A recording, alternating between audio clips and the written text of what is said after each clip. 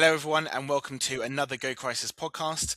I'm Harry Conibear-Griffiths, and I'm the Managing Director of Operations at GoCrisis, and I'm joined today by Elmarie. Hi, I'm Elmarie Marais, and I'm the CEO of GoCrisis. This series is really special. Harry, thanks for putting it together. This is where we want to showcase the talent that we have in our global associates pool. These are incredible people that are available to us and our clients and bring a world of experience to us. And today, our first guest for the series is Jim Olson. As Elmarie's mentioned, we're going to be joined today by Jim Olson. Jim has had such a massively distinguished career. He's got so much experience below his belt. We've got US Airways and the Miracle on the Hudson, where Sully Sullenberger provided that emergency landing on the Hudson in 2009, all the way through to Starbucks and many crises in between. So let's jump in now and listen to Jim. I'm going to start now. Jim Olson, great to have you with us and joining us today on the Associates Insights. Before we get started, and we're talking about your book that you've just launched, and we're talking about your career today, but I'd love to start with you telling us a bit about yourself and giving us a bit of a plotted career history and from the early days of your career to where you are today. Yeah, well, I like to say that I'm a planes, trains, and automobiles and coffee guy. I took a coffee break for about 5 years with Starbucks in the middle of all this, but I'm a storytelling corporate communications executive by heart. I was essentially a gypsy growing up. My family, we moved to 8 different places, including Cartagena, Colombia, before I was even 18. So travel and aviation and just exploring other cultures and meeting new people and discovering new places was kind of in my DNA. I think it was my destiny to work for 3 different airlines and travel the world. But I've been very blessed to have the opportunity to work for. I've been very intentional about selecting companies along the way that have allowed me to see the world and do the things I want to do. I spent the first 10 years of my career in the auto industry. Nissan I was on the client, or I was on the agency side, but I was almost an in-house embedded communicator with Nissan for 8 years. And started my career at JD Power and Associates, which is which basically defined the whole customer satisfaction world in auto and other industries. And then I pivoted to the airline world, and I was the head of communications at US Airways. I was there when Sully landed the plane on the Hudson River, which I'm sure we'll talk about. It was not a crash; it was an emergency water landing, technically for the aviation geeks out there. And the gold star on how to respond. Gold star, isn't it? Yes. And happy to talk about that. There's lots of story. That's one story that's it's like a big 12-inch pizza. It has lots of slices of stories within it and a lot of backstories there that I'm happy to talk about. I was also the chief communications officer at United Airlines and came in at a very transformational period for the airline. I was Oscar Munoz's first hire as an executive at United Airlines after the merger with Continental Airlines. And was there during a very pivotal time when Oscar was leading the turnaround for United and being at his side for that. And then most recently at Avelo Airlines, which was America's first new airline in 15 years, started by the CFO from United Airlines and their head of safety, which got me connected to all of you, Michael Coelho, who is a legend, a giant of a safety expert in the aviation world. He's won every award you could possibly imagine. Was our head of safety both at United and at Avelo. And so I'm very grateful for Michael for introducing me to you all. And then along the way, as I mentioned, I took a 5-year coffee break as the VP of Global Corporate Communications at Starbucks, which again, coffee break sounds relaxing, but as we'll talk about, certain periods of it were not so relaxing. So I don't know, there you have it in a nutshell. Happy to go Perfect. wherever you want from here. Perfect. And part of the work you do now is one of our senior associates, mainly within crisis communications. But I'd love for you to just explain that as a senior associate, what sort of work do you do to support our clients? Yeah, well, it's great. And I appreciate the opportunity to work with all of you. The breadth and depth of your clients, a lot of folks think of GoCrisis as just being an aviation or airline disaster response organization. But as I've learned very quickly, your client portfolio expands well beyond that. And have most recently had the chance to work with, well, I won't name the name, but a very large established railroad company. And so my expertise really, which I think gets me excited about working with all of you. And I have a counterpart within GoCrisis as well, Charlie Miller, who is a former Boeing executive. When you pair Charlie and me up, we really are, I think, a dream team of communications expertise. Yes, a power couple, I would call you, Jim. Yeah. Well, you can define us however you want, but really, Charlie is, his reputation, experience, and expertise in communications and crisis response from all of his many years at Boeing is unrivaled, and so it's great working with Charlie. And so we work with clients to really help them. Obviously, if there's a accident of some kind, we're standing by, ready to support on that side from a communication standpoint. Whether you have an established team or not, we're pretty plug and play there. But more importantly, I think it's on the proactive side. I like to say that crises aren't stressful, but not being prepared is stressful. And so that's really where Charlie and I and others can really come in, is really helping ensure that clients are ready and not stressed when a crisis hits. One of the things I talk about in my book, I interviewed a world champion boxer. He was the middleweight champion boxer of the world in 2014 and 15, and bounced back from a spinal cancer diagnosis. And he told me this great story about how winning, and being a championship boxer, that the fight is not won in the ring. The fight is won long before you step into the ring. It's all the training. It's the trips to the gym. It's the miles you put on the track. It's the push-ups, the sit-ups, the pull-ups. And all the sparring matches that happen long before you step into that ring. And I think the same is true in crisis communications, and the work that we do with our clients here at GoCrisis is really I like to say the fight is won before we step in the ring, and that's what we're here to do. And if you need some help in the crisis, analogy. Yeah. I love that analogy. Harry and I are both pianists, and I always use the example, like, can you imagine getting on stage? You've got one shot. Imagine getting on stage and just trying to play a concerto without the hours and hours of preparation beforehand. It's absolutely impossible. You need to put in the long yards. So 100%, I love that analogy of the boxer. Yes, and my daughter is aspiring. She's in college, university right now, and aspiring Broadway actress. And I think the same is true there too, right? Once you step on stage, all the preparation has already happened, right? You're going to either perform and get that standing ovation because of all the work that you poured in ahead of time. You can't just step on stage without that preparation. The same is true in the world of crisis management. So, Jim, I mean, by the way, as a pianist, I can find middle C. That's about it. I don't even know what that is. I don't even know what that is. So. What I would love to just pick your brains on there is, you're saying you're winning the fight long before the match itself, right? By your preparedness. What would you say to companies that find themselves not investing the time and the effort now, and that potential level of complacency of this won't happen to us, or we've been through incidents, we manage stuff on a day-to-day basis, airlines manage disruption all the time, it's almost part of their DNA, and that almost sometimes can lead to that element of complacency where they think that they're ready for the big things and those major incidents. What would you say to them? Yeah, well, I think if you zoom back out and look at, without naming any names, the biggest mistakes when PR and crisis management becomes the story, the worst grade you can get in crisis response is when, as horrific as an accident is, the response is actually becomes the story.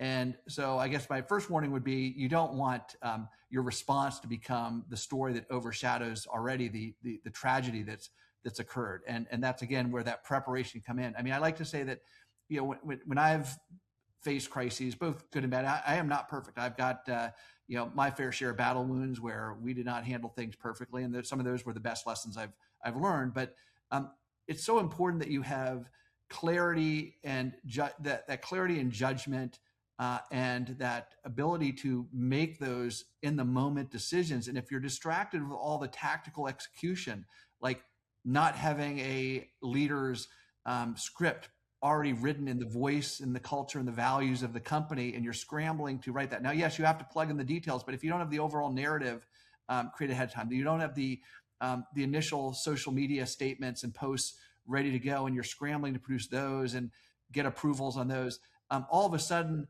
the really important needle moving virtues that are necessary to successfully manage and survive and thrive after a crisis of judgment and that clarity and that empathy.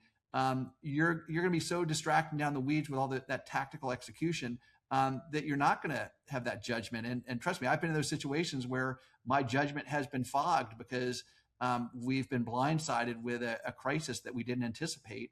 And our judgment wasn't as clear as it needed to be, and we paid the price. Yeah. And Jim, would you add to that by saying, I'd love your opinion on this, and I sort of can imagine what that would be, but you can have these templates ready to go, and your scripts are ready to go, and you've trained your spokesperson, he's camera ready.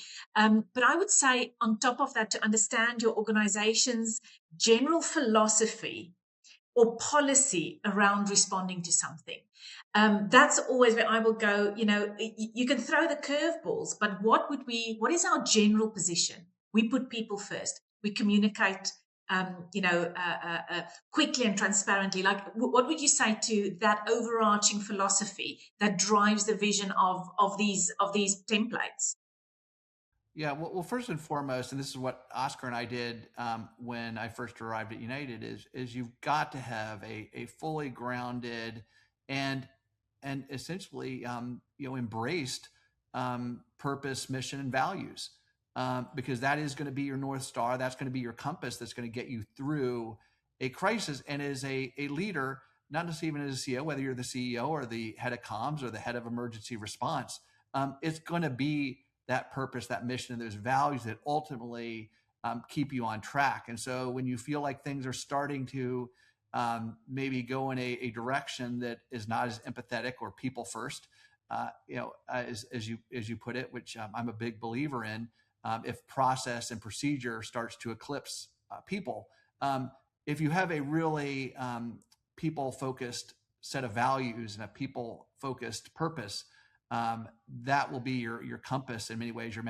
magnetic north that you can use as a leader. It becomes basically your superpower that allows you to steer the rest of the group that might be drifting off mission in the response to a crisis to get you back on course. Yeah.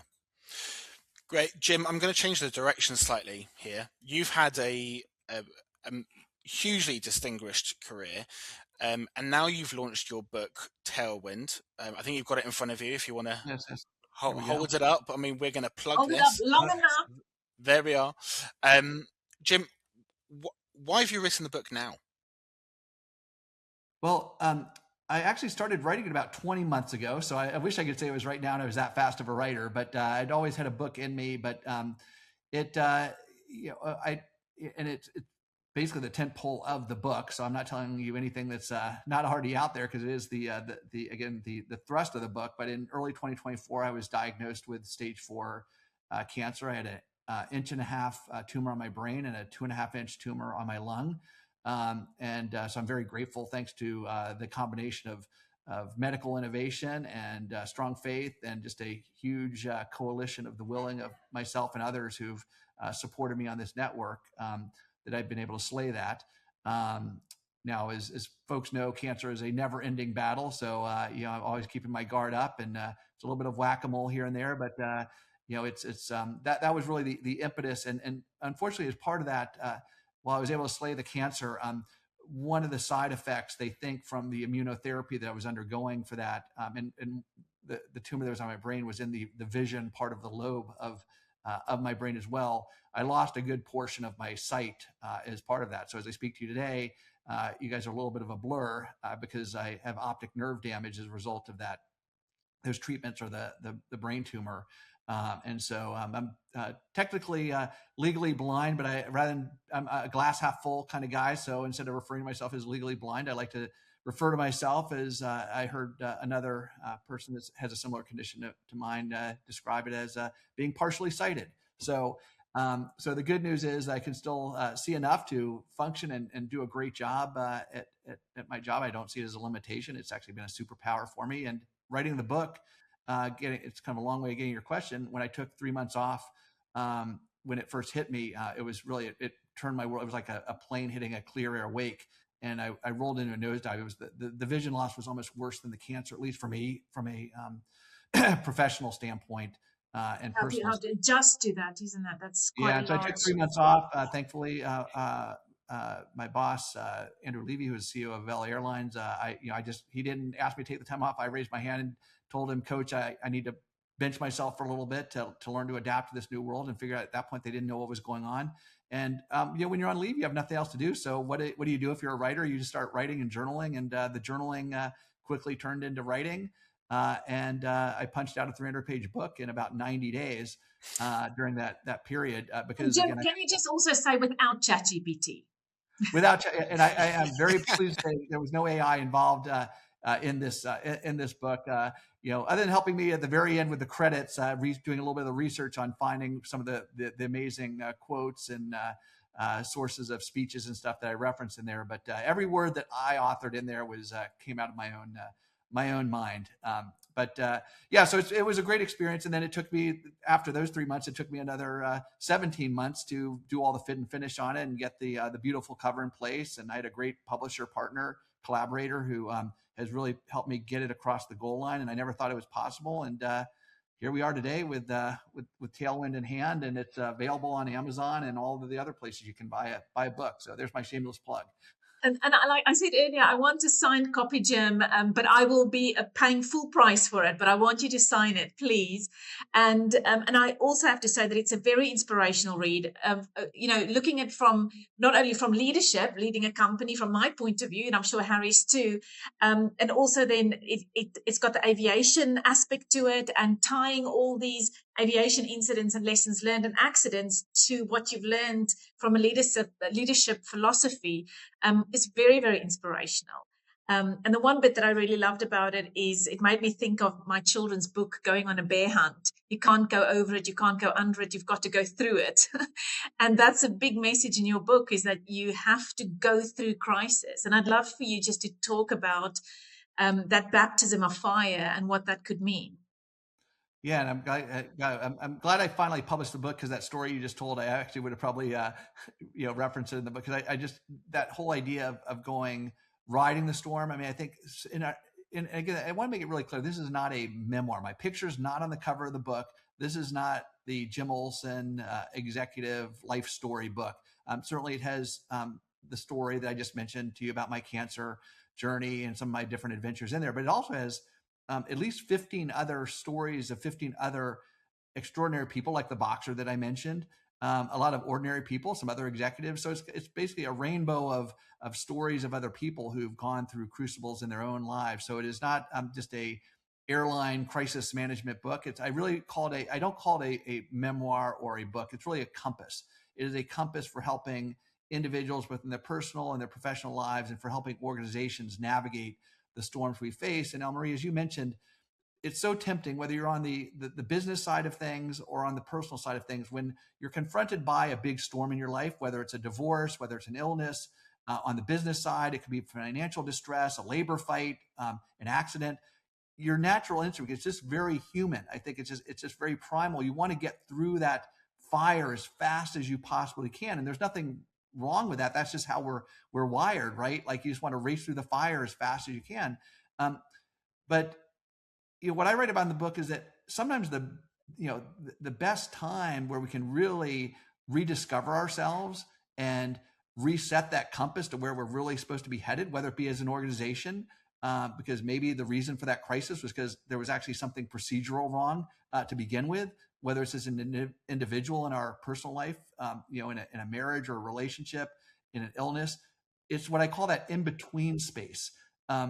that really we have that opportunity to slow down, or as a pilot would do, kind of throttle back and slow down as you go through the turbulence and ride the storm and learn and rediscover yourself, and then reset that compass and come out the other side a better, stronger, and hopefully a more purpose-filled individual or organization.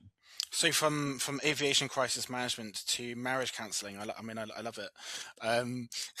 But actually, it also made me think about an incredible story. It's a well-known relationship psychologist, and her name evades me now. I'm a huge fan of her, and she speaks about, and I hate to really compare in any shape or form a corporate crisis to this, but it's a great philosophy actually also. And I think, Jim, in your book, you also mentioned it somewhere, where she said that her mum and dad were sole survivors of the Holocaust. They met as they marched out. I will remember her name in a minute. They met as they marched out and they got married. And so she was brought up in this community of survivors. And she said it was really interesting as a psychologist to now look back at that. And she said there were some who came out and did not die. And then there were those who came out and lived. And I think, the tragedy that we've seen, the tragedy that I've lived in my personal life, you, Jim, your challenges, I think there's a difference in some people coming out or organizations coming out through something difficult and thriving after that, or just surviving it.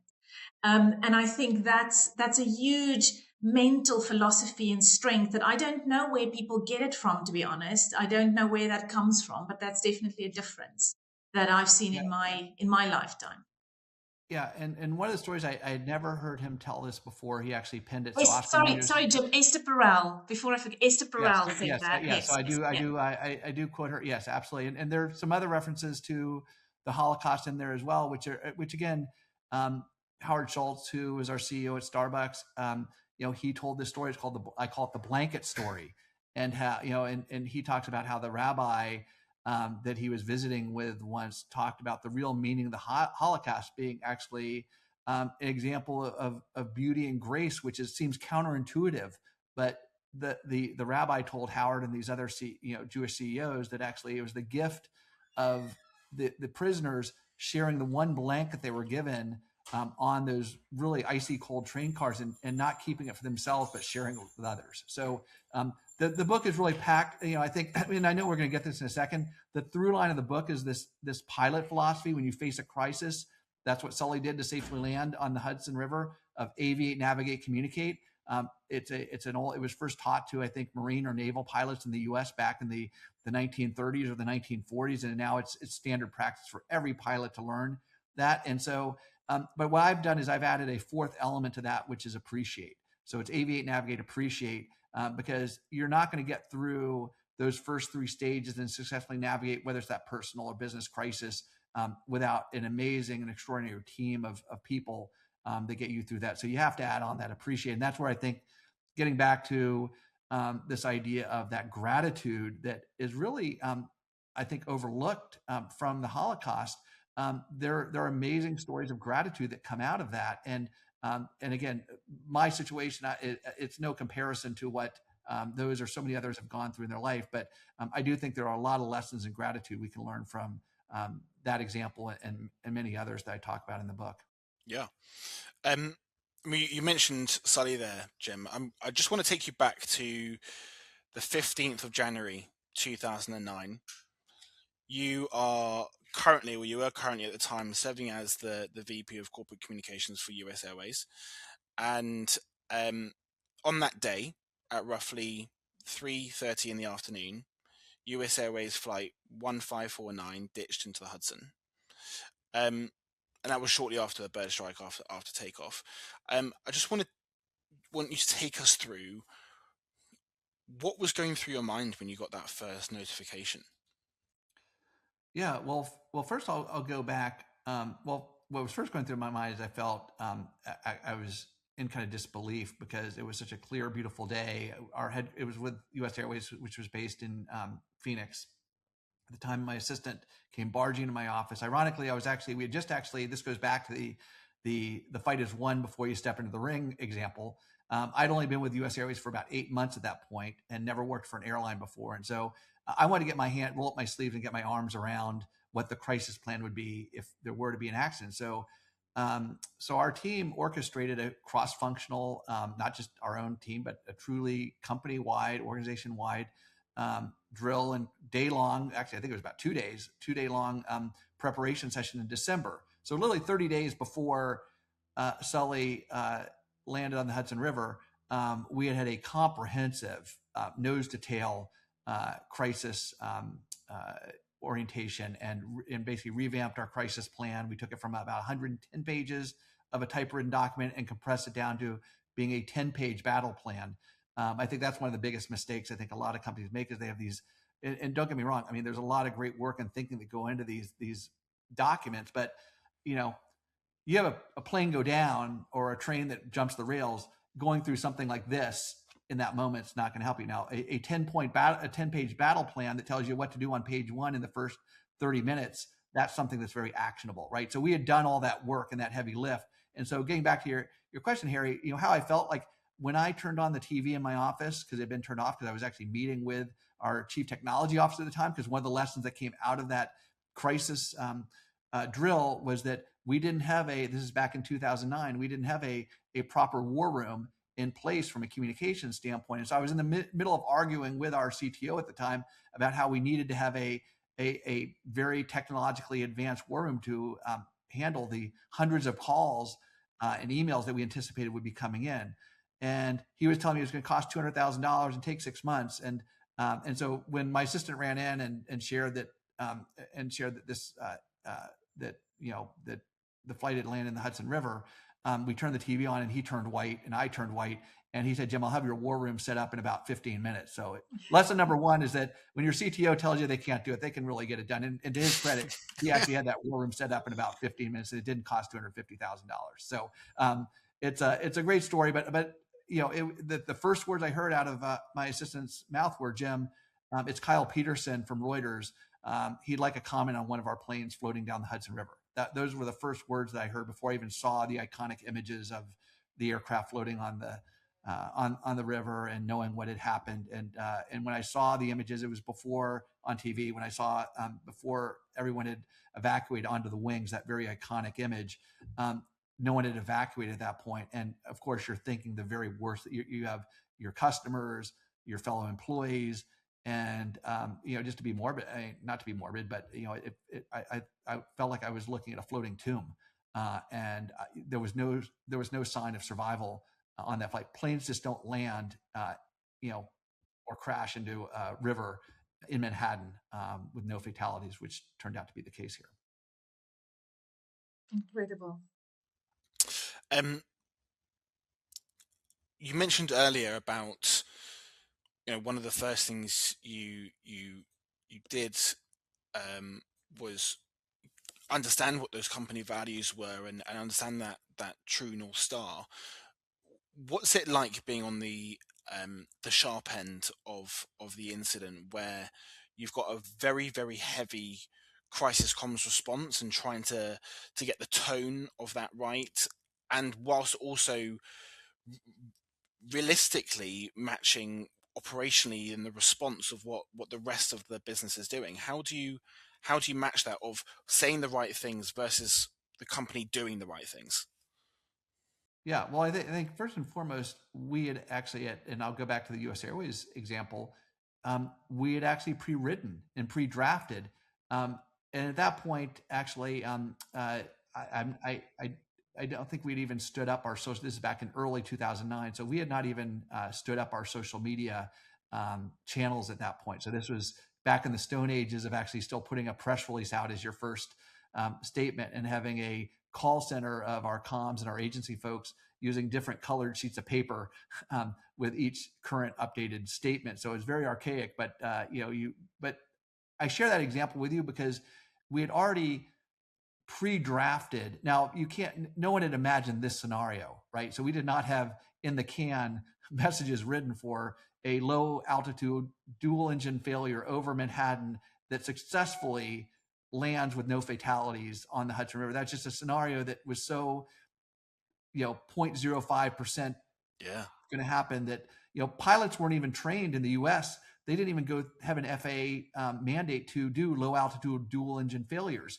at the time, because it was considered such a even though it would be a catastrophic situation, it was such a low risk scenario that they weren't even trained for it. So credit to Sully and Jeff Skiles, who was the first officer, for doing what they did to save all of their own lives and everyone else's lives. But getting back to your question, Harry, what made and I get into this a little bit, why we were so composed, and I think composed is the right word, that how I know the rest of the leadership team felt at US Airways at the time, and Elise Eberwein, who was our overarching head of HR and communications and public affairs at the time.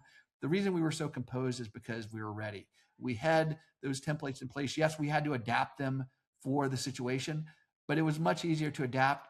Doug Parker's speech, who was the CEO at the time, we had him on the steps of the headquarters within 90 minutes doing a speech, even though all the information was still very ambiguous, because we had the script already kind of pre-written for this. Now we had to adapt it, but I'll tell you, going back to how we started this conversation, we were able to have the clarity of judgment, the composure, the empathy that we needed to show, because we were not distracted by what typically distracts so many organizations and leaders, unfortunately, with all the other atmospherics that are going on in a crisis, whether it's a crash or an active shooter situation, a terrorist attack, whatever it might be.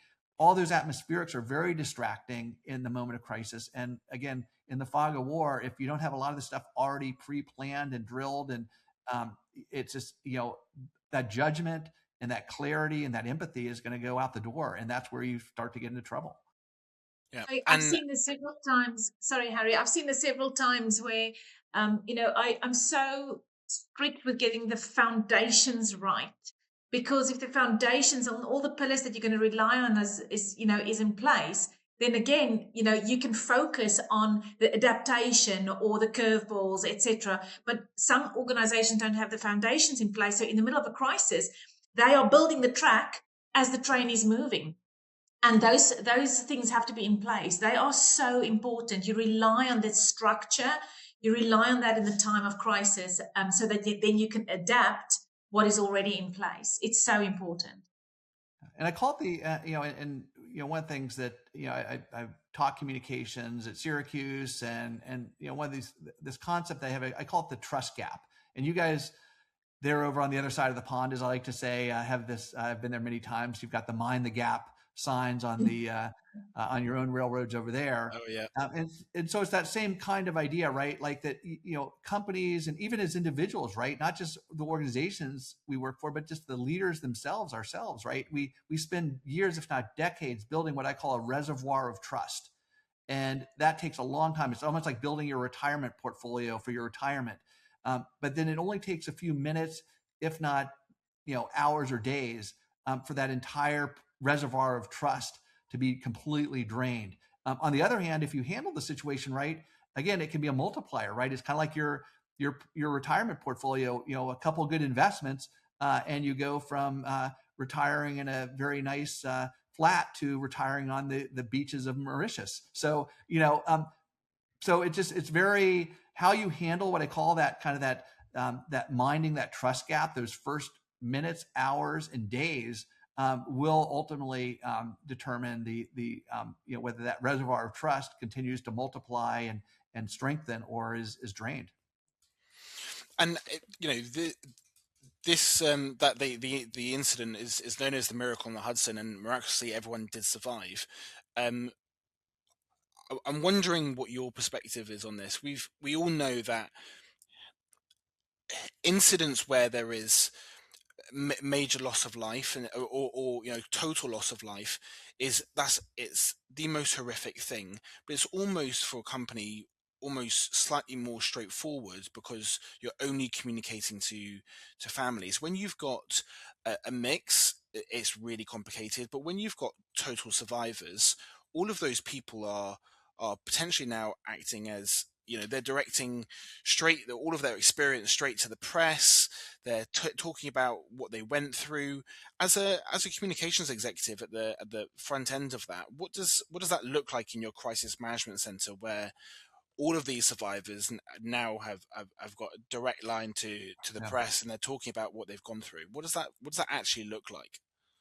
Yeah, well, like we kind of half joked at US Airways that we had a really good rock solid crisis plan, but we didn't have a miracle plan. And that's really how this thing pivoted, right? So Sully and Skiles and the three amazing and heroic flight attendants who were on board that flight, you know, they get every ounce of credit for that miraculous landing and evacuation, and the first responders who the ferries that came and rescued folks. Everyone thinks, oh, they were just kind of waiting on the wings, but that, if you look at the timing, that plane sank pretty fast after, and it was the middle of January. That water was not warm. You were not sitting on a beach. You're not in the waters of the Caribbean, right? It was about the temperature of the water was well below 30 degrees. So if you were in that water, even with a life vest, survivability was pretty slim. But I think what made this particularly challenging, and there really, I don't think there has been another, at least airline, I don't think there's been another accident, period, full stop, that has mirrored the complexity of this situation from a, thankfully, survivor, support situation. Because what ended up happening is, you think about all those ferries that showed up to evacuate the passengers. Now, the crews were quickly quarantined by the NTSB for their standard investigation and testing, all of that. But the other 150 passengers on board the plane, the ferries took them to multiple ports across New York and New Jersey. There was not the typical, if an accident typically happens at or near an airport, there is a triage center. And that's where survivors are quickly taken to and triaged and supported with all the care team, resources they need, whether it's getting new passports, new keys done, all the things that GoCrisis specializes so much in, which are often forgotten about. And I think that's the brilliance and the importance, more importantly, of what GoCrisis provides, are that support to family and to individuals who've been involved in an accident like this. But in the US Airways case, it was, everyone just kind of disappeared into the woodworks. It was like ants disappearing into the wood foundation of a home, and they just disappeared. Because think about it, most of them left their phones on the airplanes behind, or they were damaged in the water. And so there was no real easy way for US Airways to immediately get in touch with all of those passengers. Some of them went straight back to the airport to get on another flight, which is pretty incredible. Some of them disappeared and were able to find their way back via taxi or other transportation to their homes in New York.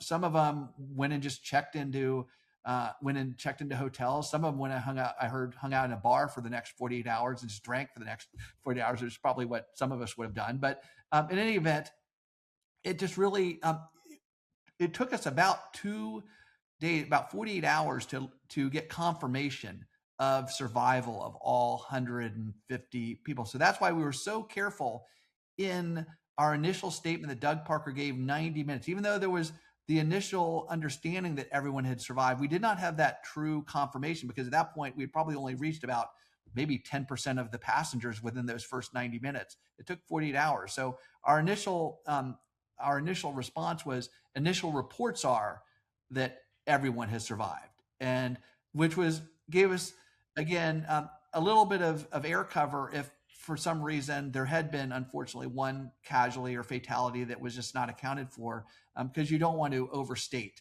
And so that initial reports, again, gave us that opportunity to confirm as much as we could that everyone had survived, but without overstating it. And I suppose that's another challenge is, everybody might have survived, but what's the extent of their injuries? Where have they gone? That's one thing that definitely I will always stick my hand up and say that leaves me really lying awake at night, is victim accounting. If you have a situation where you've got a mixture of ground fatalities and fatalities on board the aircraft and injured survivors that have gone to different locations, like I think your incident, some went to Jersey and some went to New York, if I remember correctly. Yeah.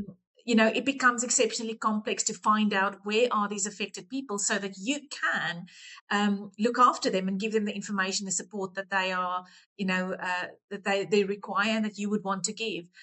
So that really leaves me a bit worried about exactly in a major incident where this is so complex, how do we really do it? We've partnered with MedAir to support us with that side of things when it comes to injured survivors, but I still are quite worried about how different jurisdictions will share information, how we will gather that information and provide support. So this is a very interesting one. We always cite this as a case study in our training, Jim. And I think, again, it's that second shoe that always drops, right? Sully and Jeff Skiles and the crew did their part. But again, you don't want, even in a situation that's as miraculous and positive as this one, it can quickly turn on you if the family and passenger response is not as buttoned up as the crew was, right? Because they could have done their job, but just going through that scenario of passengers being kind of stranded in New York without any support. It only takes one interview on CNN or the BBC or, pick your network, where passengers, like when you get that follow-up question from the anchor, and how is the airline taking, have you heard from the airline? How is the airline taking care of you? It can quickly flip from, we're grateful to the pilots, but we're far less grateful to the company. We have not heard from them, right? And that was not the case here. Our team worked through the night. I mean, we didn't sleep for about 24 hours because we were constantly trying. Again, we were getting calls from producers at TV stations with passengers. That was one of the ways we actually got confirmation of life, was actually through TV stations, where we would get a call, or I'd get a call from a producer saying, I've got this passenger here who was on your flight, and they have not had the ability to be able to get connected with you, which is, it wasn't a criticism, right? They were just in New York. And that's where we flooded the zone, where please provide me with that customer's information. I can real time patch them into our head of emergency response. And so by the time that passenger went on air, it became, again, a hero story, not just about the crew, but a hero story for the airline in terms of how we were actually in real time responding to their needs. It's a real testament to you and the entire team, because I've seen the articles, I've seen the imagery of all of these passengers have gone through the most horrendous incident where they think they're going to lose their lives, and they're then in the water and they're in the elements after the incident, and then even years later they still come back together as a group, as something that's united them going through this incident, and they still meet on an annual basis to meet up with each other. I know they still talk to each other. I think that's testament to the response that you guys put out there and supported them through that. Following, Jim, I'm going to change the direction again slightly here. Following US Airways, you then moved on and became the VP of Global Corporate Comms at Starbucks. Yes. A bit of a shift from aviation, especially also during a period of significant global exposure for Starbucks. You don't specifically mention any incidents that you managed there in your books, but I'm just wondering if there's a particular major incident that stood out for you at your time there, and how maybe that incident of US Airways, how that might have prepared you going into a major incident at Starbucks. Yeah, well, my hopes of just taking a 5-year coffee break went out the door pretty fast when I joined Starbucks. It's a fantastic company, but it's I kind of describe it as an airline at ground level, just the global company in 70 countries, 300,000 employees. And you can just imagine being on almost every continent. That, again, all the things that face an airline, whether it be natural disasters, whether it be labor issues, whether it be product quality issues, safety issues, all of the same portfolio of issues that you would face at an airline, Starbucks faced, but not at altitude, but at the ground level. So that the idea of taking this coffee break, it was a great diversion from the airline industry for a few years, but we had our fair share of challenges. And yeah, I did leave a few of the crises out there. I mean, I've got to keep some of the stories for my next book, right? So I couldn't share them all at once, but I am happy to share. I know Harry mentioned a couple of stories you might want me to talk about, so I am happy to talk about those, even though they're not in the book.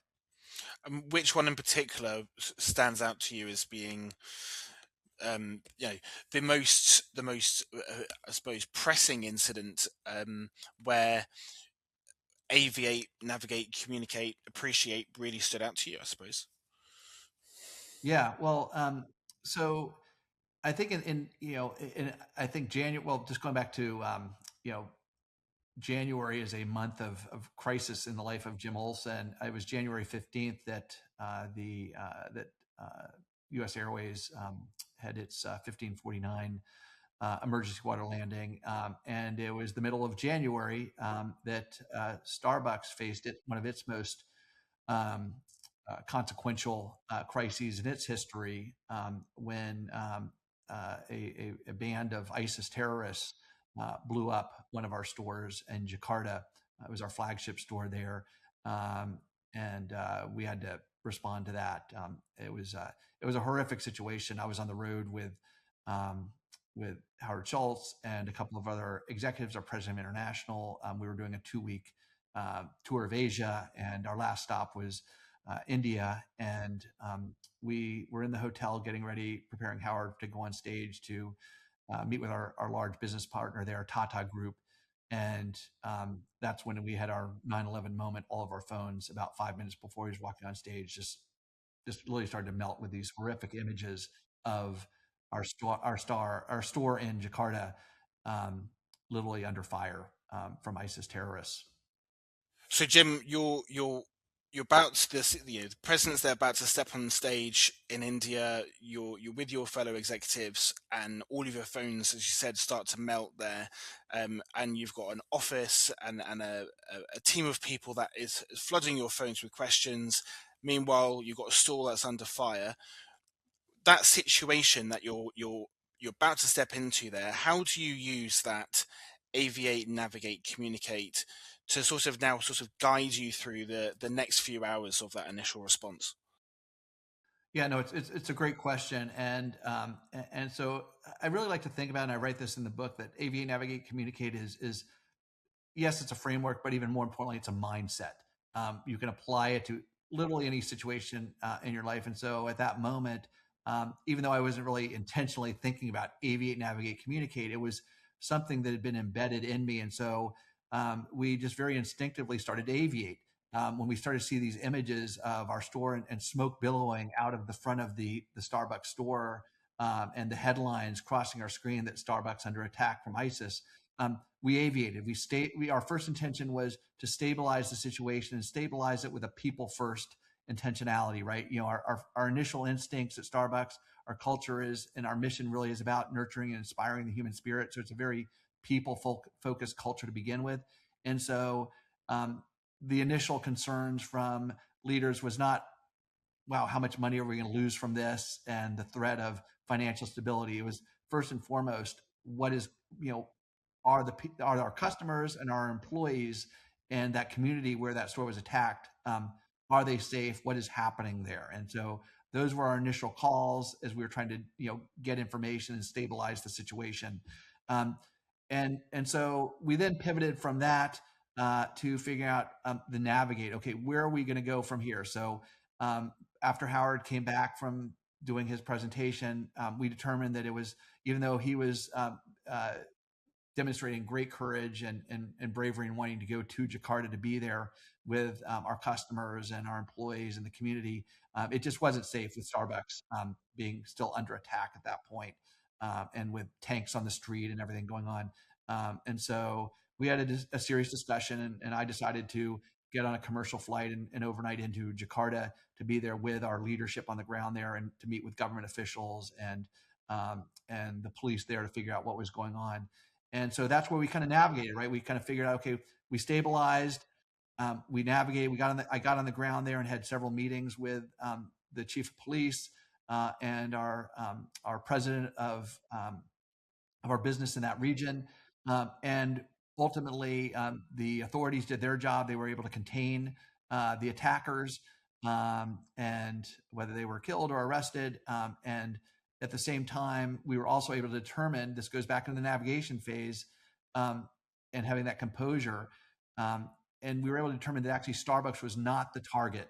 of the attack, but rather it was the Indonesian army and authorities that were actually the target. They were using Starbucks as a trap to get the first responders to show up. And then they had other terrorists in the trees throwing grenades and attacking the authorities showing up. And so that was important from a messaging standpoint to flip the script on that, because the narrative that was out there was that Starbucks was under attack. And so there was this concern that that our employees and our customers would be scared to show up at Starbucks around the world. And so working with the authorities in Indonesia, we were able to host a press conference that was able to flip the script on that narrative.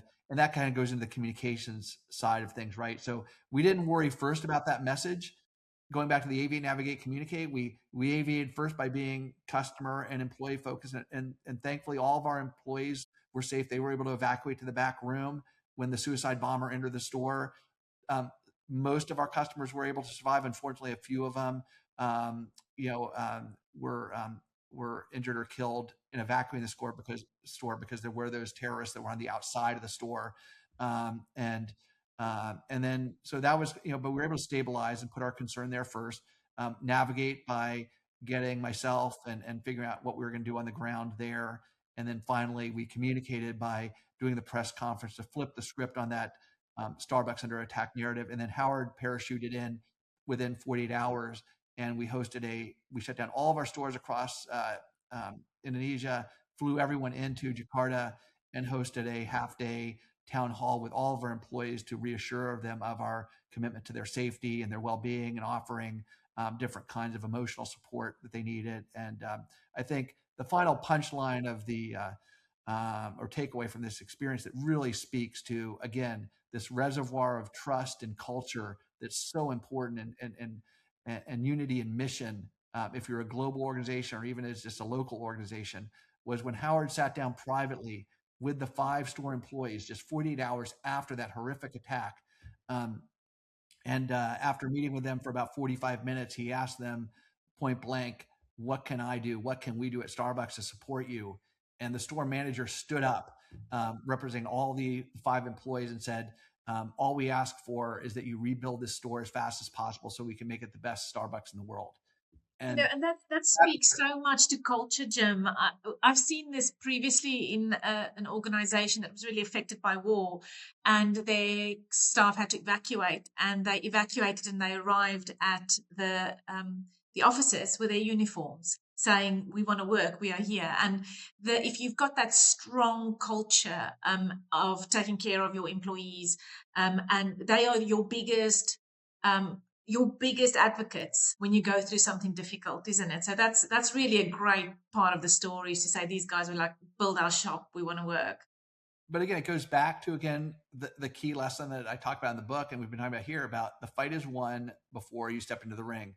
You wouldn't have, and I say earned that response when those employees could have asked for anything. They could have asked. They were talking to one of the richest, leaders in the world.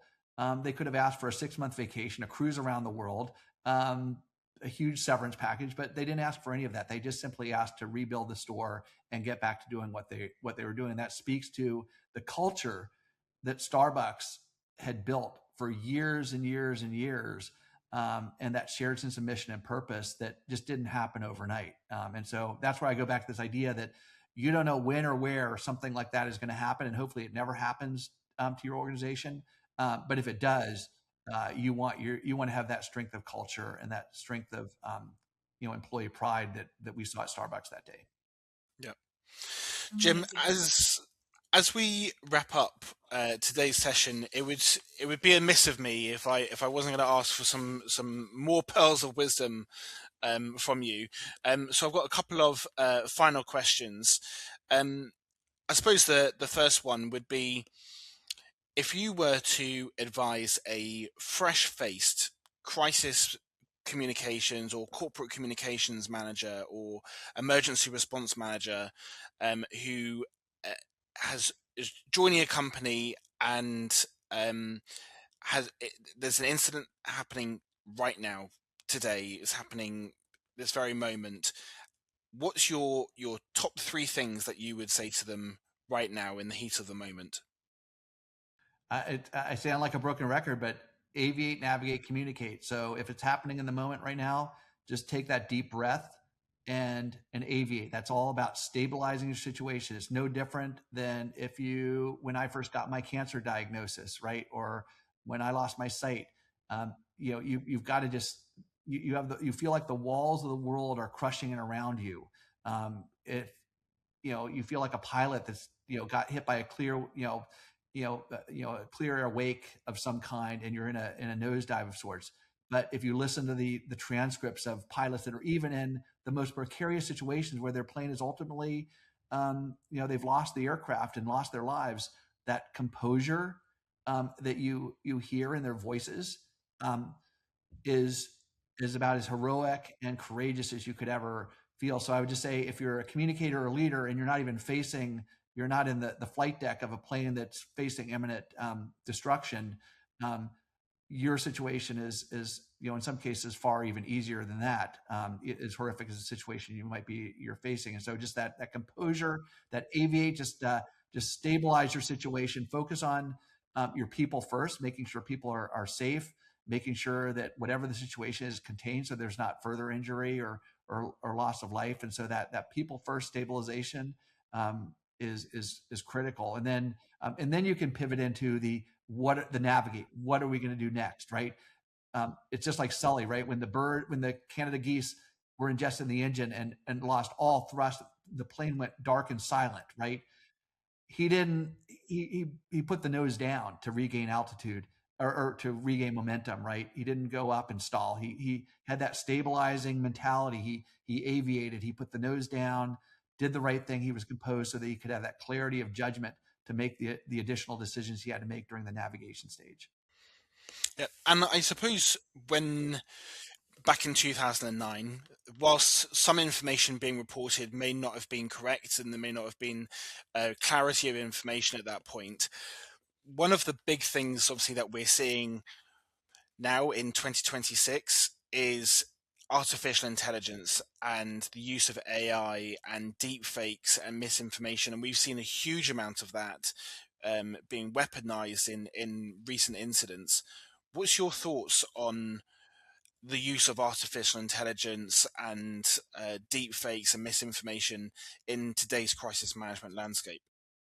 Yeah, well, AI and crisis management is another whole probably podcast in itself. So we can maybe have a part 2 at another point. But I think there's just to kind of deconstruct your question, I think there's 2 different ways to look at that. So one is from a misinformation or kind of fog of war situation. What I'd like to say there is that when I talk about the aviate, navigate, communicate philosophy, it's not so much like, even when we had the terrorist attack at Starbucks, I don't want to confuse people that I'm saying put your head in the sand and wait 3 or 5 days or a week to actually communicate and respond. What I'm saying is that in terms of really going deep into explanation, you really want to, again, focus on your people first, but you can acknowledge, there are ways you can acknowledge the severity and the horror of a situation without admitting guilt, without pointing fingers, and without even revealing what the cause of the incident might be, by simply just acknowledging that we share, depending on the situation, the horror that people are seeing, or we share the concern that everyone out there is feeling along with us.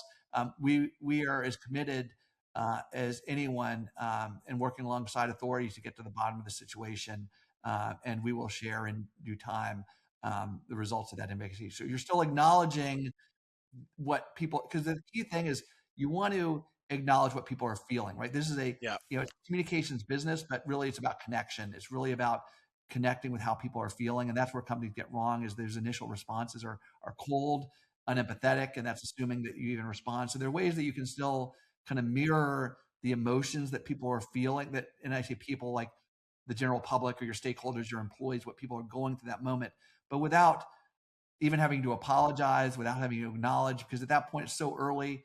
I like to say that the first information, and you all know this as good as well as anybody, that first information is usually wrong. Just like in the Starbucks situation, they thought the initial reports from the government is Starbucks was under attack. It was not Starbucks that was under attack.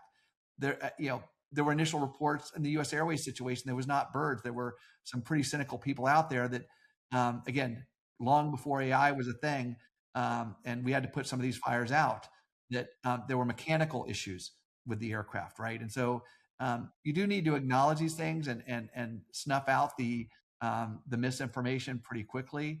But I like to say that you can't put the toothpaste back in the tube. And so I would caution folks to, again, save the cause, the blame, the apologies, the acceptance responsibility, or the redirection of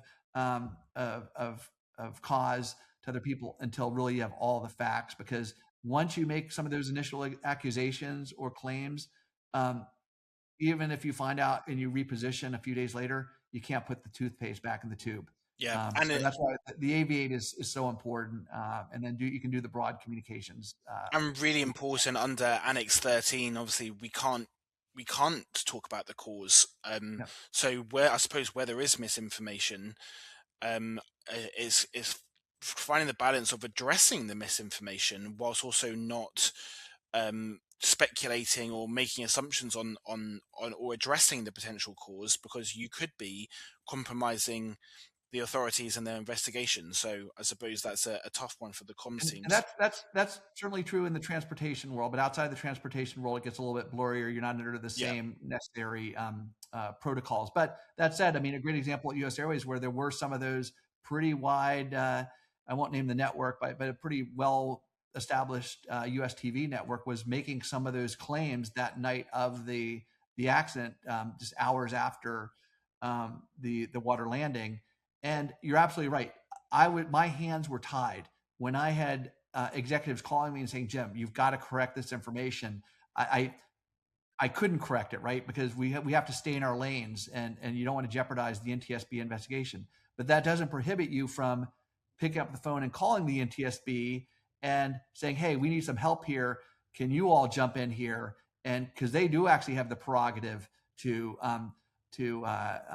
essentially address misinformation and not jeopardize the investigation. So that's a great example of where we had it goes back to that whole idea that the fight is won before you get in the ring. I had a very strong and trusting relationship with the public affairs team at the NTSB. And so when I saw that information, like on the TV that night, I was one phone call away from talking to the NTSB that quickly jumped in and corrected that situation. And so there's ways you can kind of get around that. But again, it goes back to, again, those push-ups and sit-ups and those laps you put in before the crisis, so that you do have that relationship and you do have that individual's mobile number at the NTSB that you can call on the fly at 10 o'clock at night. And you have that reservoir of trust with that organization or that agency where they'll step in and help you out.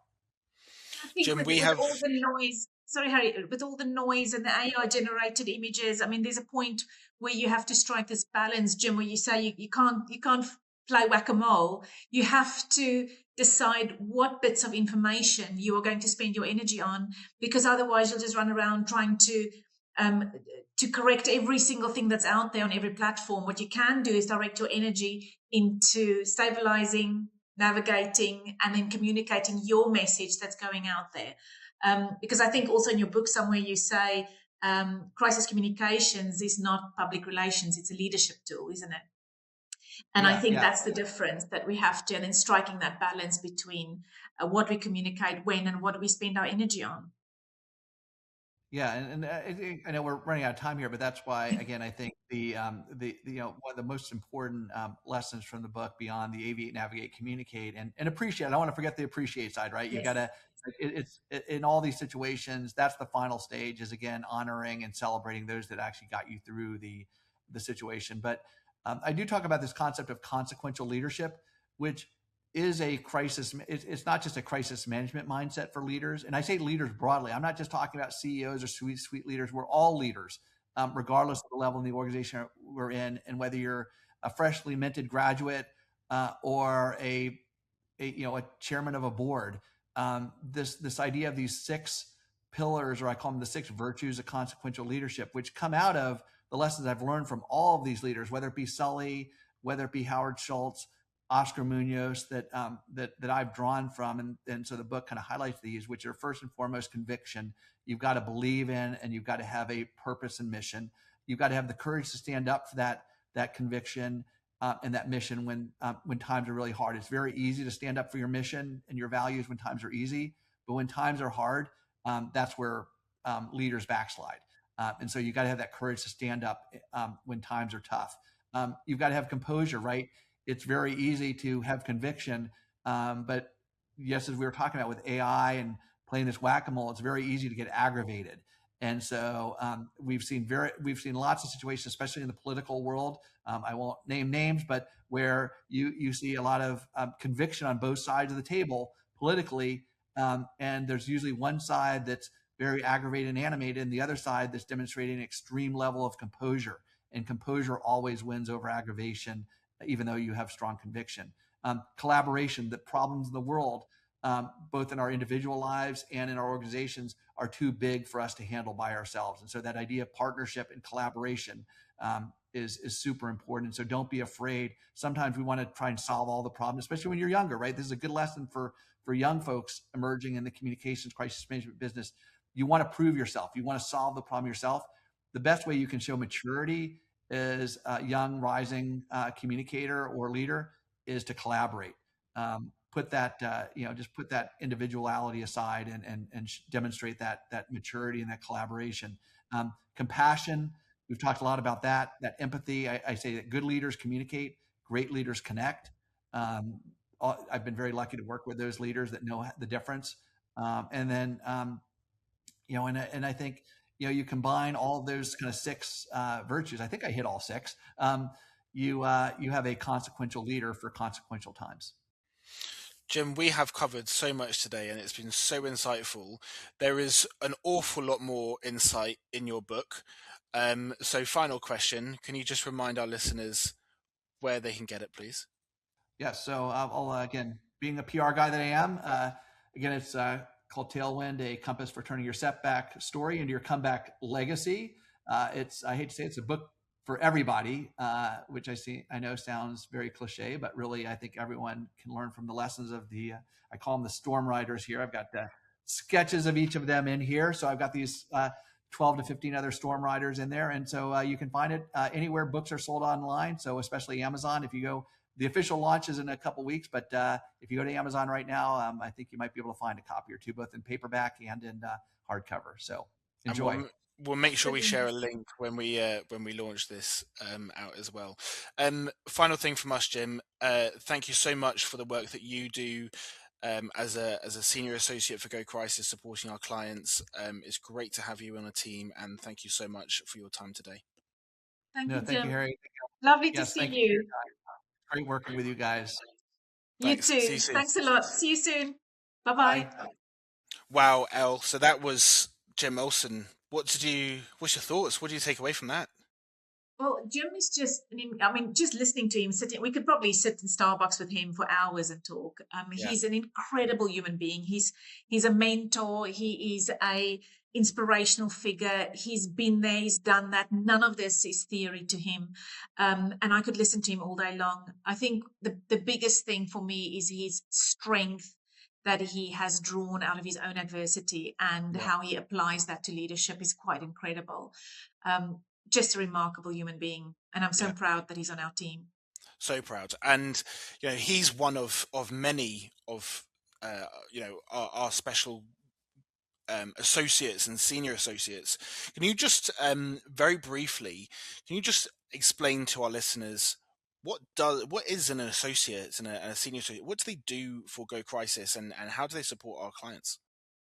So first, let me explain how GoCrisis is structured. So we have our full-time global team around the world, and our team makes sure that we are ready and that our clients are ready to be able to respond to a major incident or accident, irrespective of the industry.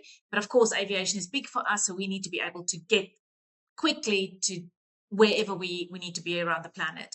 And in order to be able to do that, we've got associates who are experienced crisis managers in their specific fields to be able to deploy their knowledge, whether it is in a crisis or on a project.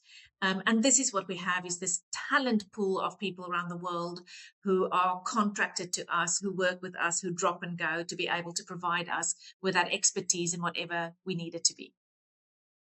Great. Well, thank you everyone for listening today, and we look forward to welcoming you to the next GoCrisis podcast, where we meet another special associate. Thanks, Thank you, everyone. Harry. See you Thanks. next time.